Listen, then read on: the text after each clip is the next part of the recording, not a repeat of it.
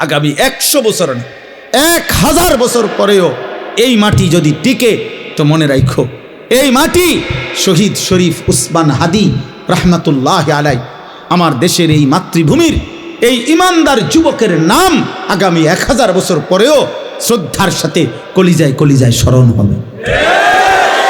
পৃথিবী তাকে মনে রাখবে। হ্যাঁ হ্যাঁ, মনে রাখো বাবা, এই যুবক ইমানদার ছিল। 33 বছর বয়সী এক যুবক, যে সুনির্দিষ্ট কোনো রাজনৈতিক দলের সদস্য ছিল না, যে একাই মেহনত করে গেছে আধিপত্যবাদের বিরুদ্ধে, আগ্রাসনের বিরুদ্ধে, মাতৃভূমির প্রতি ইঞ্চি জমিন হেফাজত করতে চেয়েছে। তার সামর্থ্যের সবটুকু দিয়ে সে বলেছে, সে পাক্কা নামাজি ছিল, 5 ওয়াক্ত নামাজ পড়ত, ফজরের নামাজ প্রতিদিন জামাতে পড়ত, ফজরের নামাজ ক্যাম্পেইন করত, সাথীদেরকে ফজরের নামাজের জন্য উঠাইতো, ফজরের নামাজের বন্ধুদেরকে সাথে নিয়ে এরপরে ঢাকা 8 সংসদীয় আসনে ওয়ার্কিং করত প্রতিদিন ফজরের নামাজের পরে। তুমি খবরে দেখো, তুমি শুনো, দেখো এক যুবক একই সাথে ঈমান এবং দেশপ্রেম দুইটাই তার মধ্যে সমান তালে ছিল। মাতৃভূমির প্রতিও প্রচণ্ড টান ছিল, দেশের আজাদি স্বাধীনতা সার্বভৌমত্বের প্রতিও তার কলিজা ভরা মহব্বত ছিল, আল্লাহর প্রতিও তার মজবুত ঈমান ছিল। আল্লাহ বলে, যুবক তুমি চেয়েছো মাত্র, সে বলছে আমি যদি 500টা ভোট পাই, 5000 ভোটও পাই, তো আমি প্রথমবার দাঁড়াইছি, আমি সার্থক মনে করব। আসমানওয়ালা রব বলেন, আমি তোকে 18 কোটি মানুষের ভালোবাসা দিয়ে দিলাম, যা গোটা মাটির ভালোবাসা দিয়ে দিলাম। তুমি যুবক চেয়েছো 500 ভোট, আলহামদুলিল্লাহ আলহামদুলিল্লাহ। কি আশ্চর্য যুবক বলো, এই দেশের লক্ষ আলেম, মুফতি, মুহাদ্দিস, ইমাম, খতিব, মুয়াজ্জিন, ওয়াইজ, পীর, বুজুর্গ, আউলিয়া, তালিবে ইলম, হাফেজে কোরআন, আল্লাহর দ্বীনের সবাই, আবার সাধারণ থেকে সাধারণ মানুষ, রিস্কাওয়ালা, ট্রাকওয়ালা, ঠেলাওয়ালা, কুলিওয়ালা, দিন মজুর, বুড়া মানুষ, জওয়ান মানুষ, বাচ্চা মানুষ, সব তার জন্য চোখের পানি ফেলে অঝরে কাঁদছে। এজন্য যুবক, মরিলে এমন মরাই মইর, বাঁচলে এমন বাছাই বাইছ। নারী দেখে দেখে মরে যাইবা, এমন সুন্দর শেষ করে দিলা হায়াত। উলঙ্গ ছবি দেখতে দেখতে আব্বা মরে যাইবা, নর্তকী দেখতে দেখতে। অথচ নারীর চাহিদা তো স্বাভাবিক চাহিদা, এটা তো আল্লাহ প্রত্যেকের পূরণ করছে। নারীর চাহিদা পূরণ না হইলে স্বামী স্ত্রী হয় কেমনে, বিবাহ হয় কেমনে? নারীর চাহিদা পূরণ না হইলে এই পৃথিবীতে মানব প্রজন্ম এই পর্যন্ত আইয়ে গেল। এটা তো একটা কমন বিষয়, একেবারেই সাধারণ একটা বিষয়। এইটার জন্য নিজে বুঝি এত চরিত্রহীন হয়ে যাইতে হবে? ছি ছি ছি ছি ছি বেটা, থো বেটা, খা পুরুষ, অপদার্থ বেটা। এত সুন্দর যৌবন, যে সময় নিজেকে গড়া, দেশ গড়া, জাতি গড়া, রাষ্ট্র গড়া, আল্লাহর দ্বীন কায়েম করা, ইসলামের জন্য কিছু করা, আখিরাতের জান্নাত গড়া, সব কিছুর সর্বোত্তম সময় যৌবন। যুবক চাইলে নিজেকে গড়তে পারে, যুবক চাইলে দেশ গড়তে পারে, যুবক চাইলে সমাজ গড়তে পারে, যুবক চাইলে রাষ্ট্র গড়তে পারে, যুবক চাইলে আখিরাত জান্নাতও গড়তে পারে। এটা আল্লাহ প্রদত্ত শক্তি। আল্লাহ নিজে বলছেন, সুম্মালি তাবলুগু আশুদ্দাকুম, আমি আল্লাহ তোমাদেরকে যৌবনকালে শক্তির পূর্ণতা দিয়েছি। মানুষের দেহে যেটুকু পূর্ণ শক্তি আল্লাহর বরাদ্দ, ওইটা পূর্ণতায় পৌঁছে যৌবনকালে।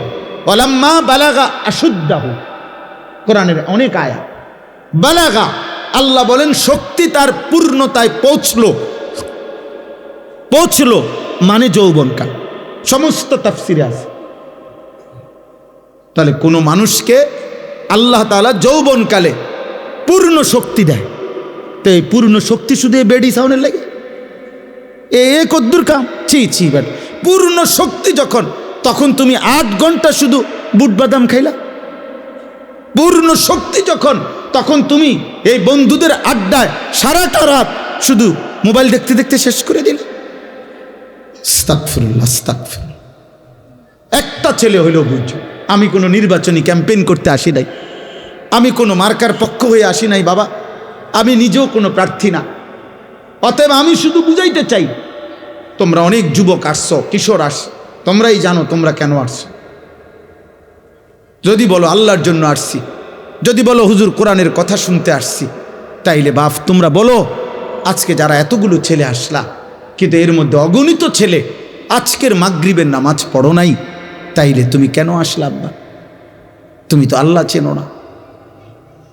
তুমি কি শোনো নাই কোনোদিন মুসলমানের বাচ্চার উপরে নামাজ ফরজ? তোমার মা বলে নাই, তোমার বাবা বলে নাই, তোমার মক্তবের হুজুর বলে নাই, তোমার জুমার নামাজের বয়ানে ইমাম সাহেব শুনায় নাই, তোমারে কেউ আল্লাহ চিনায় নাই? এই সমাজে যেখানে চারিদিকে মসজিদ, চারিদিকে কম বেশি মাদ্রাসা আছে, প্রত্যেক পাড়ায় মহল্লায় এলাকায় গলিতে গলিতে আলেম ওলামা আছে, হাফেজে কোরআন আছে, ইমাম মুয়াজ্জিন আছে, তোমার বংশের কত লোক নামাজ পড়ে, এত নামাজের পরিবেশের ভিতরেও তুমি আল্লাহ চেনো না, তো তুমি নাফরমানদের জায়গায় গেলে কি করবা? যেখানে ডানে বামে যেখানে কেউ নাই ইমানদার, সেখানে শিরিকের অঞ্চলে, কুফরের অঞ্চলে, মুশরিকের কোনো এলাকায় যদি এই যুবক যায়, আপনি বলেন সে কি করবে? বুঝেন নাই কথাটা? যেখানে তার চারদিকে নামাজের পরিবেশ, তার বাবা মা নামাজ পড়ে, তার দাদা দাদি নামাজ পড়ে, তার নানা নানি নামাজ পড়ে, তাগো গ্রামের কত মানুষ নামাজ পড়ে, সে যেই রাস্তা দিয়ে যাও প্রত্যেক নামাজের ওয়াক্তে একজন দুইজন চারজন মানুষ হইলেও দেখে যে এরা নামাজ পড়ে আসে, হে আজান শুনতেছে। ইন্ডিয়ার এমন অসংখ্য, ইন্ডিয়ায় এখনো এমন অসংখ্য এলাকায় প্রদেশ আছে যেখানের মানুষ মুসলমান জন্মের পর থেকে কোনোদিন প্রকাশ্যে মাইকে আজান শুনে নাই, নিষিদ্ধ। আমি তো ইউপি গেছি, দেখছি সেখানে মাইকে আজান নিষিদ্ধ। তাইলে আমার বলার উদ্দেশ্য হলো ভাই, এটা বুঝতে শেখো ভাই। পৃথিবী বিখ্যাত, সারা পৃথিবী বিখ্যাত এই কওমি মাদ্রাসার মূল যেই প্রতিষ্ঠান দারুল উলুম দেওবন্দ, ওইটা যেই প্রদেশে, ইউপি, ওই প্রদেশে প্রকাশ্যে মাইকে আজান নিষিদ্ধ। তাহলে যেই অঞ্চল ইউরোপ, আমেরিকা, যেখানের চারিদিকে মুশরিক, যেখানে চারিদিকে উলঙ্গ অর্ধ উলঙ্গ মানুষ, যেখানে জিনা ব্যভিচারের স্বাভাবিক ফ্রি মিক্সিং, যেখানে যৌনাচার স্বাভাবিক বিষয়, ছেলে মেয়ে সম্মত হলে কোনো পাপ নাই, কোনো অপরাধ নাই, রাষ্ট্রীয় কোনো বাধা নাই, সমাজের কোনো বাধা নাই, কারো থেকে কোনো নিষেধ নাই, তো সেখানে তুমি গেলে কেমনে টিকবা? তোমার মাতৃভূমি চারিদিকে মুসলমান, এখানেই আশ্চর্য। মানে আমি অনেক চিন্তা করি, আমার অনেক ভাবনা এটা, এই 18-16 বছর আর 20 বছরের ছেলে যেগুলো এক ওয়াক্ত নামাজ পড়ে না, আমার কাছে মনে হয় মানে তার চাইতে বড় গাদ্দার মানুষ হইতে পারে। আরে বাপরে বাপ, তার মতো নিকৃষ্ট গাদ্দার, কারণ এতে শক্ত গাদ্দার, কারণ তার চারিদিকে ইসলাম আর পরিবেশ, মসজিদ, মাদ্রাসা, তার বংশের ফ্যামিলির, তার আত্মীয় স্বজনের অগণিত ব্যক্তি নামাজ পড়ে, তার স্বাস্থ্য ভাই হয়তো হাফেজে কোরআন, খবর নেই, তার বাতিজা একজন আছে হয়তো হাফেজে কোরআন, তার ঘরের অনেকেই আশেপাশে নামাজ পড়ে, আজান হয়, তাগক বাড়িতে হুজুর আইয়ে যায়, তাদের এলাকায় আলেম ওলামা ঘোরে, এত কিছুর ভিতরে তার মা মুসলমান, বাবা মুসলমান, কিন্তু এই জানোয়ার এত শক্ত হারামি, তার কলিজার মধ্যে এমন শক্ত পাথর, এত বড় পরিবেশ থাকতেও এক ওয়াক্ত নামাজ পড়ে না। এটা মুসলমানের বাচ্চা হয় কেমন? ছি ছি ছি ছি বেটা, ছি বেটা, থু বেটা তোদের কপালে, বেটা বেনামাজি তোদের কপালে থুতু মারলাম বেটা, থুতু তোর কপালে বেটা, থু মারলাম তোর কপালে বেটা, বদনসিব বেটা। আল্লাহ না চিনলে মানুষ হয় নাকি? আবার মালিক না চিনলে? আরে বেটা, মানুষ কৃতজ্ঞতা বোধ যার নাই, দুনিয়ার মানুষ পরিভাষার মধ্যে তাকে মানুষ বলে না। কেউ যদি এমন হয় যে আমি আজকে 30 বছর না, আজকে 5 বছর মেয়ে আমনেরে সুখে দুঃখে আমি টাকা পয়সা দিয়ে গেছি, বিপদে আপদে টাকা দিছি, যখনই যা লাগে আমি আমনেরে দিছি, আজকে যখন 5 বছর পরে যদি আমনে আমার থেকে চোখ ফিরে নেন, মৌলানা আপনার নাম কি বলেন? জি, তো তো আমি কি বলবো তখন? তুই মানুষের বাচ্চা নি রে, তোরে আজকে 5টা বছর ধরে আমি এত কিছু করলাম তোর লাগিয়া, আজ তুই চোখ ফিরে লেলি বেটা। মানুষ বলবে কি না এটা? তাহলে দুনিয়াতে বেটা কদ্দুর ভাত মাছ খাওয়াইয়া দুনিয়াতে কয়টা টাকা, হয়তো মাসে 2000 দিছে, আর কি তা শীতকালে একটা কম্বল কিনা দিছে, একটা জাম্পার কিনা দিছে, তার বউ বাচ্চা লেগে কদ্দুর বাজার সদাই করে দিছে। এতটুকুর কৃতজ্ঞতার কারণেও মানুষ যে কৃতজ্ঞতাটা চায়, আসমানওয়ালা যদি বলে বান্দা এত বড় আসমান দিলাম, জমিন দিলাম, এত বড় সৃষ্টি জগৎ দিয়ে 24 ঘন্টা আমি তোকে লালন পালন করে বিনিময়ে তুই বান্দা আমারে একটা সাজদা দেও না, তুই মানুষের বাচ্চা, তুই জানোয়ার না? তো জানোয়ার কে থাইলে বেটা? বলো বেটা, একটা বেনামাজি ছেলে দাঁড়া বেটা, বল তুই মানুষের বাচ্চা কিনা বল, এখানে দাঁড়ায় প্রমাণ কর বেটা। এখানে বাচ্চা আছে, সবাই মিললে দরকার হলে এখানে মেল হইব, দরবার হইব, হায় কিভাবে মানুষের বাচ্চা তুমি? কৃতজ্ঞতা বোধ যার মধ্যে নাই, সে মানুষের বাচ্চা হয় কেমনে? অকৃতজ্ঞ তো মানুষ হইতে পারে না। সামান্য মানুষ ভদ্রতা শিখায়। যে একটা মানুষ একটা বাচ্চাকে যে চিপস কিনে দেয়, তো তার মা তাকে শিখায়, বাবা শিখায়, আব্বু থ্যাংক ইউ বলো, তোমাকে একটা চিপস দিছে, থ্যাংক ইউ বলো, ধন্যবাদ দাও, কৃতজ্ঞতা আদায় করতে শিখো যে সে তোমাকে একটা চিপস দিছে। আল্লাহ তাআলা একটা চিপস দিছে ডেলি, কথা বলে না? আল্লাহ তাআলা ডেলি শুধু 1 প্লেট ভাত দেয়? তো বলো আব্বা বলো, কি সুরত বানাইছো এগুলা? এই মুসলমানের ছেলেরা, এই বাবা, বেঈমানের চুল তোদের পছন্দ হইল কেন বাবা? বল তুই, এই তোর কোন হিন্দু বেঈমান তোর জন্য কোনোদিন কাঁদছে কিনা তুই বল? কোন ইহুদির বাচ্চা, কোন খ্রিস্টানের বাচ্চা, কোন বেঈমান তোদের জন্য কোনোদিন কাঁদছে কিনা? তোদের জন্য 23 বছর কাঁদছে যিনি, তিনি তো মদিনার বন্ধু রাসূলুল্লাহ সাল্লাল্লাহু আলাইহি সাল্লাম। তো যিনি 23 বছর কাঁদছেন, উনি এই চেহারা দেখবার জন্য কাঁদছেন? বলো, তোমার মা 9 মাস তোমার গর্ভে ধারণ করে এত যন্ত্রণা সয়েছেন এই তোমার এই সুরত দেখার জন্য? 2 বছর তোমার দুধ পান করাইছেন এই সুরত দেখার জন্য?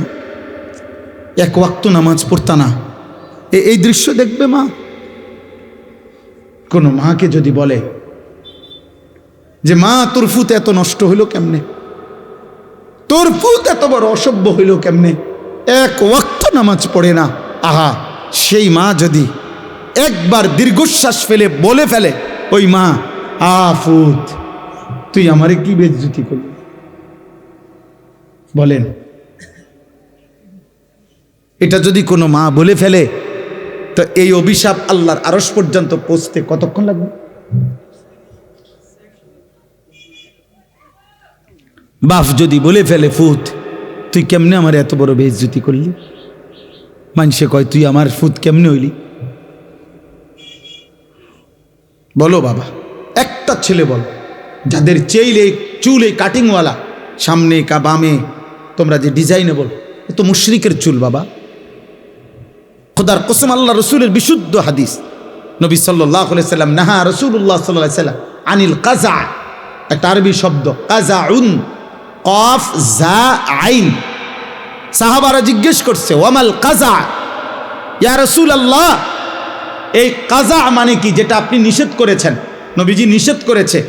তখন ব্যাখ্যা দিছেন যে কোনো ব্যক্তি তার চুল একাংশ, কিছু অংশ একদম হলক মানে মুন্ডন করে ফেলা, কিছু অংশ রেখে দেওয়া, আল্লাহ রসুল বলছেন এটা কাযা, এটা আল্লাহ নবী স্পষ্ট নিষেধ করেছে।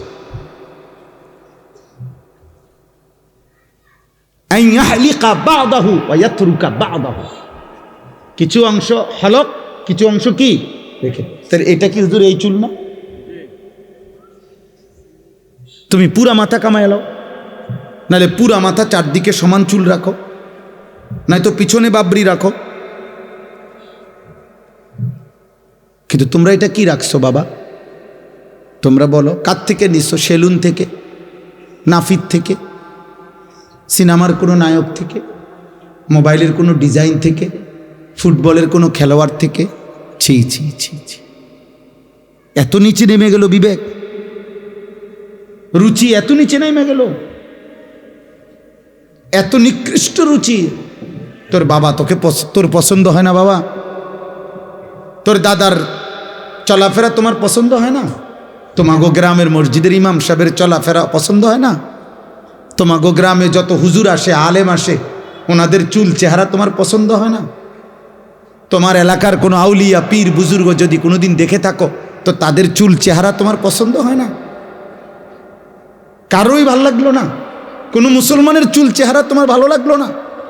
তুই বেঈমানের মতো পছন্দ করলা।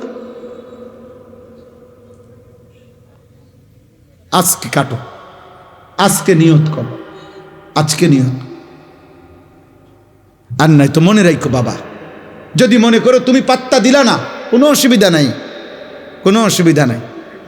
আল্লাহ তাআলা সেদিন নবীজিকে বলছিলেন, বন্ধু কালেমার দাওয়াত আপনি সকলকে দেন, বাকি ইসলামের বিজয়ের জন্য আপনার সাহাবী লাগবে কয়জন, কারা কারা আগামী দিনে পৃথিবীময় ইসলামের পতাকা ছড়িয়ে দেওয়ার জন্য এই লোক যা লাগবে সেটা আমি বাছাই করে নেব, আপনি দাওয়াত দিতে থাকেন। এই জন্য আল্লাহ তাআলা বলছেন, বন্ধু আবু জেহেলকে আপনি দাওয়াত দিছেন, আবু বকরকে আপনি দাওয়াত দিছেন, ওমরকে আপনি দাওয়াত দিছেন, আবু লাহাবকে আপনি দাওয়াত দিছেন, বাকি আমি আবু বকরকে নিলাম, আবু জেহেলকে নিলাম না, ওমরকে নিলাম, আবু লাহাবকে নিলাম না। আমার ইচ্ছা। এই জন্য দোস্ত তোমরা মনে রাখো বাবা, আপনাদের সবাইকে বলি, আমাকেও বলি, প্রত্যেকেই মনে রাখবেন 1450 বছর ধরে ইসলাম আছে, ছিল, আগামী দিনেও থাকবে। ইসলামের বিজয় হবে, কালেমার বিজয় হবে। মাহাদি এই পৃথিবীতে আসবে, দাজ্জাল প্রকাশ পাবে এবং দাজ্জাল নিহত হবে। ইয়াহুদীদের শেষ ব্যক্তিটা নিহত হবে। সারা পৃথিবীময় আরেকবার খোদার কসম, নবীর ভবিষ্যৎবাণী, যদি কিয়ামত, আল্লাহ রসুল বলছে ইসরাফিল ফু দেওয়ার আর একদিন যদি বাকি থাকে, নবীজি বলছেন তবুও আমার উম্মত বিশ্বাস করো যে মাহাদি আসবে, আর মাহাদির নেতৃত্বে সারা পৃথিবীতে আরেকবার ইসলামের খেলাফত, ইসলামের পতাকা উড়বে, যদি কিয়ামতের আর একদিনও বাকি থাকে। এটা হবে। কিন্তু তোমাদের মতো অনেক ছেলে মনে রাখো, চরিত্রহীন, লম্পট, জুয়ারি, মদখোর, নেশাখোর, নারী লুভী, উলঙ্গ ছবি দেখায় অভ্যস্ত, বেঈমান মুশরিকের চাল চলন, চুল চেহারা হতে পারে যুবক, তোরে নেবে না খোদা, তোরে ছাড়াই ইসলামের বিজয়। সেদিন আবু জেহেলকে ছাড়াই ইসলামের বিজয় হয়েছে, আবু লাহাবকে ছাড়াই ইসলাম বিজয় হয়েছে। অতএব আল্লাহর জন্য যা দরকার তা তিনি নিবে। পৃথিবীর কেউ জানতো না এই শহীদ শরীফ উসমান হাদি রাহিমাহুল্লাহু তাআলা, এই ইমানদার যুবক এত সাহসী ছিল, এত ইমানওয়ালা ছিল, এত বেশি হিম্মতওয়ালা ছিল। অসংখ্য ব্যক্তি এমনও ছিল গুলিবিদ্ধ হওয়ার আগে যারা তার নাম কোনোদিন শুনেও নাই, কিন্তু আল্লাহ তাআলা আল্লাহর বান্দার কলিজায় কলিজায় তার নাম বসায় দিছে, কলিজায় কলিজায় বসায় দিছে। প্রয়োজনের মুহূর্তে আমার দেশে এমন অসংখ্য মজবুত ইমানদার এখনো আলহামদুলিল্লাহ লাখো লাখো ইমানদার যুবক আছে। তুমি সময়ই দেখবা, যখন যে দূর লাগবে মালিক যা রাখবে, যাকে নিবে তিনি নেবেন। মূলত হেদায়েত দেয় কে? ফায়সালা দেয় কে? নবী সাল্লাল্লাহু আলাইহি সাল্লামের হাতে অনেক লোক কালেমা পড়ছে কিনা? তো আবু তালেব পড়লো না কেন? ফায়সালা কার হাতে? হযরত ইব্রাহিম আলাইহিস সালামের হাতে অনেক লোক কালেমা পড়েছে কিনা? তো ওনার আব্বা পড়লো না কেন? ফায়সালা কার হাতে? নূহ আলাইহিস সালামের হাতে অনেক লোক কালেমা পড়ছে কিনা? তো ওনার ছেলে কেনান কালেমা পড়লো না কেন? ফায়সালা কার হাতে? আবার ইব্রাহিম আলাইহিস সালামের বাপকে এত বলার পরেও এই ইব্রাহিম নবী বুঝাইতে পারল না আল্লাহর ইচ্ছা। আবার এই ইব্রাহিম নবী যখন বলল 12 বছর মাত্র ছেলেটার বয়স, 11 থেকে 12, ইসমাইলকে বলল, বাবা আমি স্বপ্নে দেখছি তোমারে জবাই করতেছি আল্লাহর হুকুমে, তুমি কি বলো? ছেলে এক বাক্যে বলছে, আমি আল্লাহর বিশ্বাস করি বাবা, আপনার মালিক আমার মালিক আল্লাহ, যা বলেছেন এখনই আপনি পালন করেন। তাহলে 11 বছর থেকে 12 বছর এও ইব্রাহিমের ছেলে, ওই বেটাও ইব্রাহিমের বাপ। রব বলেন এদিক দিয়ে হেদায়েত দিলাম না, এদিক দিয়ে 12 বছরের বাচ্চাকে আমি হেদায়েত দিয়ে দিই। কার ফয়সালা? কার? নাহলে এরম হইল কার? বলেন এমন হইল কেন? তাই আল্লাহ আমাদেরকে বুঝ দান করে, আল্লাহ আমাদেরকে বুঝ দান করে, আল্লাহ আমাদেরকে বুঝ দান করে। আমার কথা শেষ। আমি এই এতটুকু কথাই বললাম। আমি কোরআনুল কারীমের যে আয়াতগুলো পড়েছি, 3টা আয়াত, মূল উদ্দেশ্য 2টা আয়াত বলা। কথা এটাই, আল্লাহ তাআলা বলছেন আলিফ লাম মিম, এটা কোরআনের মুজিজা। এর অর্থ আল্লাহ এবং তার রাসূলই ভালো জানেন। মক্কার কাফেররা বলতো কোরআন মুহাম্মদের বানানো। তা আল্লাহ চ্যালেঞ্জ করে বলছে, তাহলে বলো এই অক্ষরগুলোর অর্থ কি? তারা বলতে পারে নাই। এতে করে প্রমাণিত হয়েছে কোরআন আল্লাহর কালাম। আরও বিস্তারিত কথা আছে, এটা আমাদের জন্য এতটুকুই কথা যথেষ্ট। আল্লাহ তাআলা বলেন আহাসিবান নাস, এই দেখেন 2টা তরজমা শুধু, কথা শেষ আপনি বুঝবেন। আল্লাহ তাআলা বলেন আহাসিবান নাসু আন ইউতরাকু আন ইয়াকুলু আমান্না ওয়া হুম লা ইফতানুন।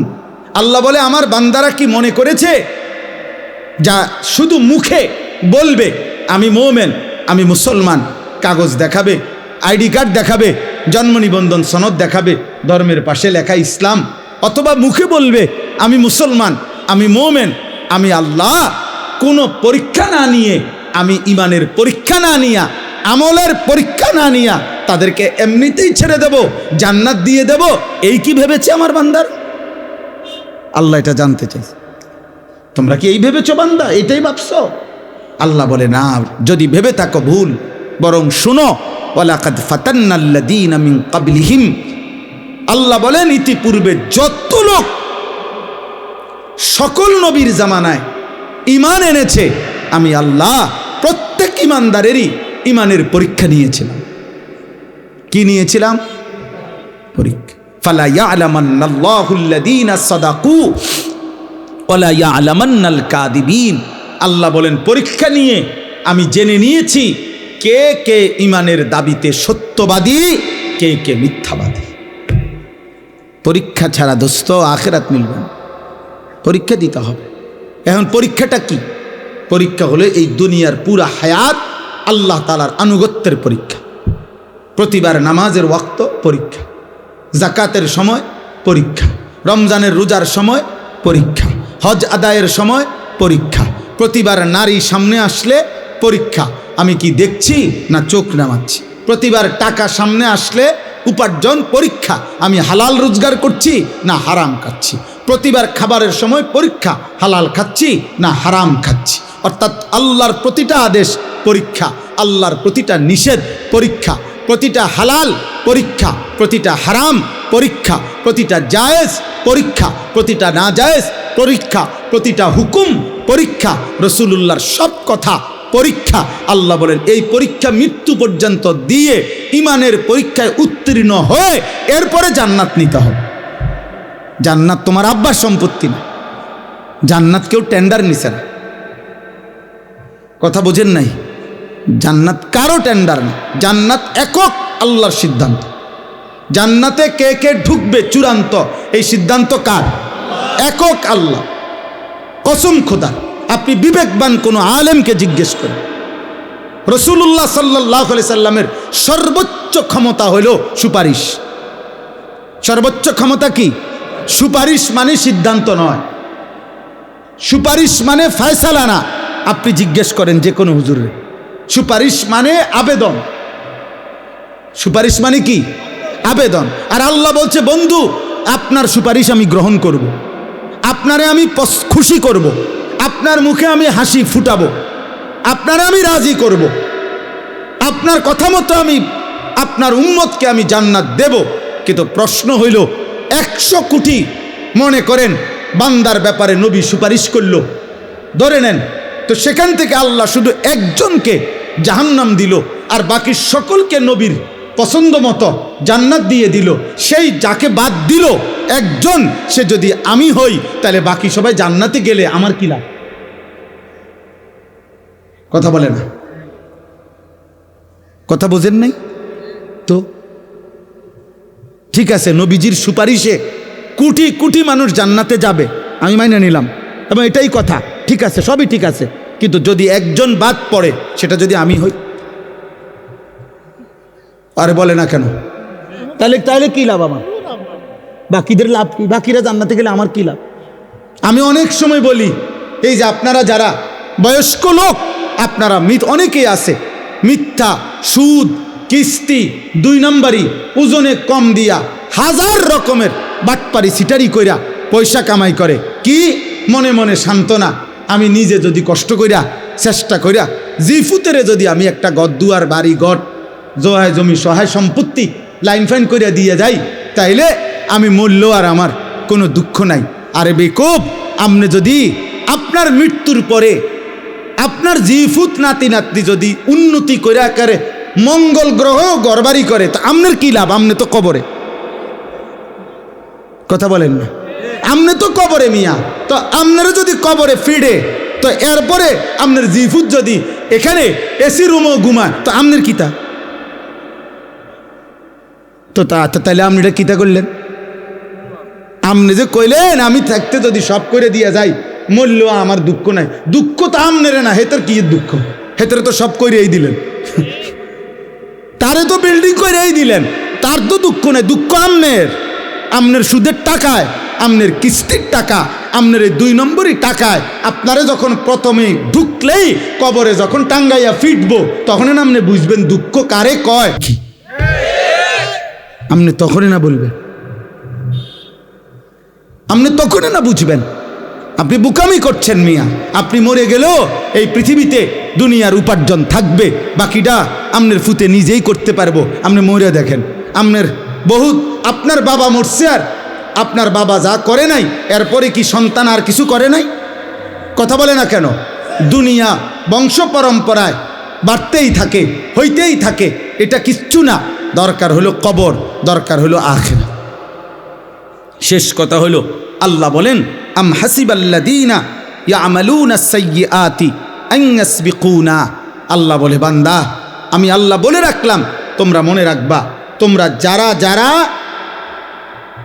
নাফরমানি করছো, পাপ করছো প্রতিনিয়ত, আল্লাহ বলেন তোমরা এটা ভেবো না যে আমাকে ডিঙ্গায়ে যাবা, এই পৃথিবীর সবার থেকে ছুটে যাইবা, কিন্তু আমি আল্লাহর থেকে ছুটবা কেমন? আমারে আড়াল করবা কেমনে বান্দা? আমাকে গোপন করবা কেমন?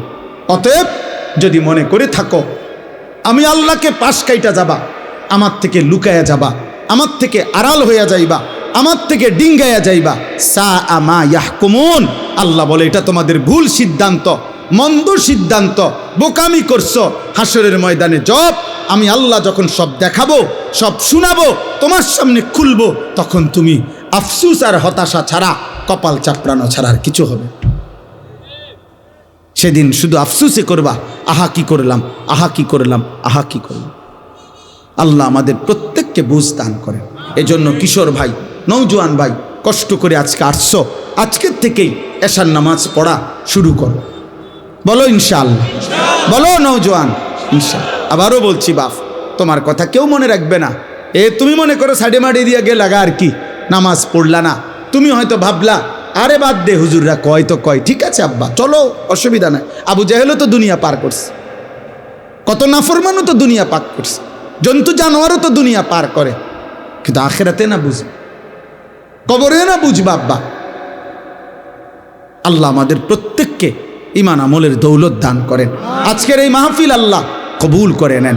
বাবা চাচাদেরকে বলি, হাত জোর করে বাবা, হালাল ছাড়া হারাম দিয়ে, সুদ, কিস্তি, মিথ্যা, লোন, ওজনে কম দেওয়া উপার্জন, ঠকবাজি, বাটপারি, 2 নম্বরীর উপার্জন দিয়ে জিফুত আমনে সংসার করে যাইয়েন না। এগুলা মানুষ হইতো না, মানুষ হবে না। দুনিয়া ভোগ করতে পারবে, উপার্জন করতে পারবে, কিন্তু উপার্জনকারী আর দুনিয়া ভাত খাইতে পারে, এরে মানুষ বলে। আখলাককে মানুষ বলে, চরিত্রকে মানুষ বলে, চারিত্রিক পবিত্রতাকে ইনসান বলে। আল্লাহ যে চিনে, রসুল যে চিনে, আখেরাত যে চিনে, কবর যে চিনে, তাকে মানুষ বলে।